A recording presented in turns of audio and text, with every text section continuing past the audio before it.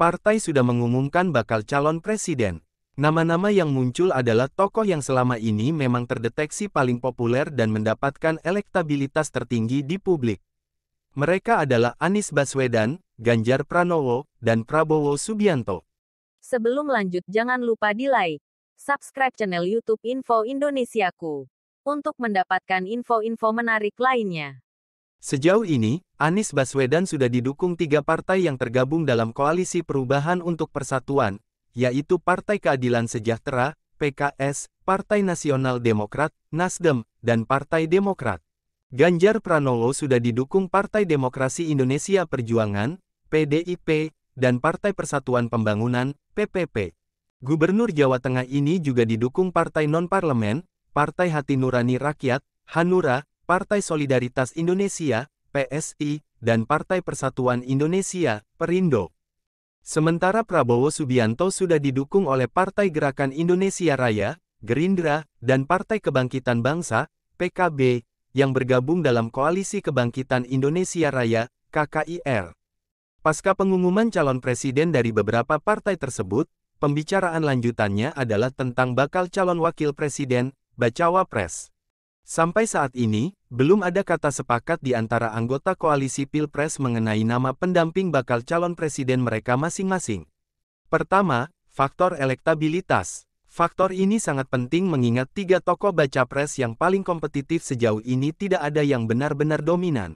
Kejar-kejaran suara masih terjadi, posisi atas masih fluktuatif. Bahkan tidak ada di antara mereka yang mendapatkan dukungan di atas 50% jika ketiganya bertarung dalam satu pemilihan. Karena itu, jika Pilpres diikuti oleh 3 tokoh populer ini, Pilpres kemungkinan besar akan berlangsung dalam 2 putaran. Berdasarkan data pelbagai survei saat ini, pertarungan tidak hanya akan ketat di putaran pertama, tapi juga putaran kedua. Itu sebabnya, para elit partai, baca pres, dan pihak-pihak terkait terlihat sangat hati-hati dalam menentukan tokoh pendamping.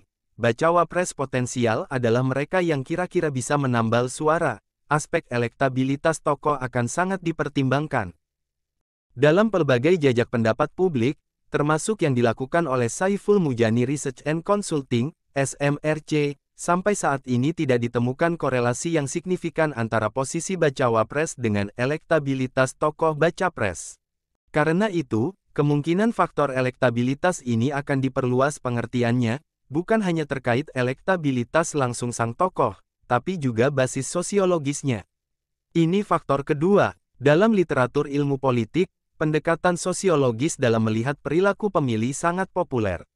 Dalam buku The People's Choice, 1994, Lazarsfeld, Brelson, dan Gauguet menyimpulkan bahwa tindakan pemilih dimotivasi oleh predisposisi latennya. Seorang tokoh dengan tingkat elektabilitas tinggi, tapi memiliki basis pemilih yang sama dengan baca pres mungkin tidak akan dianggap bisa menambal kekurangan suara. Karena itu, tokoh lain yang populer tapi memiliki basis pemilih yang berbeda memiliki peluang yang lebih besar. Namun deklarasi Prabowo-Muhaimin belum terjadi. Belakangan muncul nama Ketua Umum Partai Golkar, Airlangga Hartarto, dianggap potensial untuk mendampingi Prabowo. Di tataran elit, komunikasi antara Gerindra dengan Golkar mulai terjadi.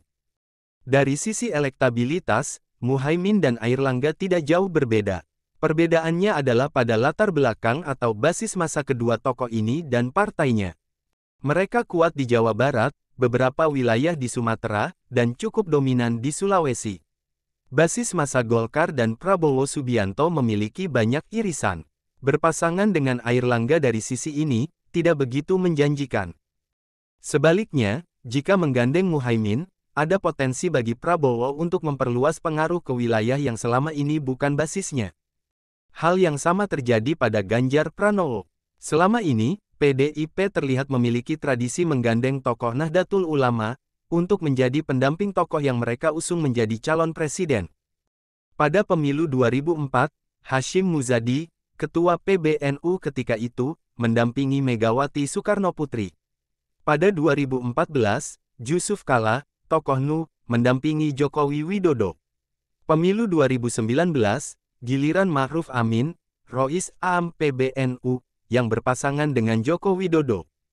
Apakah dengan menggandeng tokoh NU, suara Ganjar bisa terdongkrak. Data penelitian empiris sejauh ini tidak mengkonfirmasi hal itu. Bahkan dalam pengalaman Pilpres terdahulu, Megawati kalah dalam Pilpres walaupun didampingi oleh Ketua PBNU pada 2004. Ada irisan yang cukup tebal antara pemilih Ganjar dan basis Masa Nu. Karena itu, jika aspek sosiologis dipertimbangkan untuk bacawa pres, maka dibutuhkan kekuatan politik di luar basis Ganjar dan PDIP. Karena itu, tokoh seperti Ridwan Kamil, Sandiaga Uno, Erick Thohir, dan Airlangga Hartarto menjadi penting dipertimbangkan. Namun demikian, keempat nama ini, di samping tokoh-tokoh populer lain, sebenarnya memiliki kekuatan elektabilitas. Airlangga bukan hanya memiliki nilai popularitas personal, tapi juga memiliki mesin partai yang berbasis di wilayah-wilayah yang sejauh ini bukan basis massa utama Ganjar maupun PDIP. Survei SMRC, November tahun 2022, menunjukkan dua kualitas personal terpenting untuk seorang tokoh politik di mata publik adalah kedekatan dengan rakyat dan integritas. Survei ini menunjukkan bahwa umumnya tokoh-tokoh partai dipersepsi dekat dengan rakyat, tapi kurang bersih atau kurang bersih dari korupsi. Nama seperti Mahfud MD atau Sri Mulyani menjadi relevan untuk juga dipertimbangkan. Aspek keempat yang patut diperhitungkan tentu saja adalah partai politik. Pada koalisi perubahan, misalnya, ada sejumlah nama yang mencuat untuk menjadi pendamping Anies. PKS mengajukan tokohnya seperti Ahmad Heriawan. Nasdem menyebut sejumlah nama seperti Andika Perkasa atau Hovifah Indar Parawansa, dan Demokrat mengajukan ketua umumnya, Agus Harimurti Yudhoyono. Di antara tokoh-tokoh ini, ada dua yang cukup menonjol dari sisi popularitas dan elektabilitas, Hovifah dan AHY. Namun demikian, AHY memiliki modal politik yang lebih besar karena dia adalah ketua umum Partai Demokrat. Jika AHY tidak dicalonkan sebagai pendamping Anies, misalnya, terbuka kemungkinan bagi partai ini untuk mencabut dukungan. Jika itu terjadi, maka syarat formal dukungan partai bagi Anies untuk maju dalam pemilihan presiden tidak akan mencukupi. Di luar dari pertimbangan elektabilitas, basis sosiologis, kualitas personal, dan kekuatan partai politik, tentu faktor-faktor lain juga perlu dihitung, misalnya kedekatan psikologis antar elit, ideologi partai, dan kekuatan logistis calon. Akan sulit mencari faktor tunggal dalam penentuan cawapres pada masing-masing poros koalisi. Jangan lupa di like, subscribe channel YouTube Info Indonesiaku untuk mendapatkan info-info menarik lainnya.